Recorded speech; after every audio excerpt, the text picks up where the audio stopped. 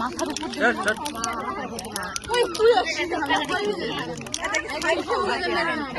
চোখে মুখে মারতো ঠিক হয় এই বুঝি না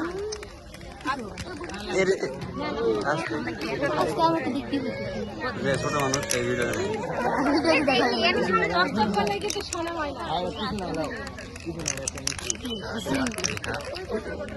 পুরাটা খেতে হবে।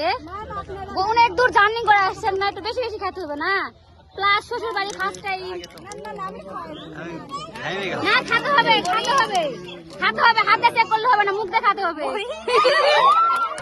গায়ে তো এরকম দিলে তো হবে না, এটা কেমন ধরনের অবস্থা?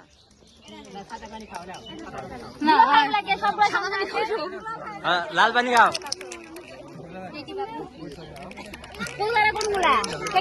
কোন কোনগুলা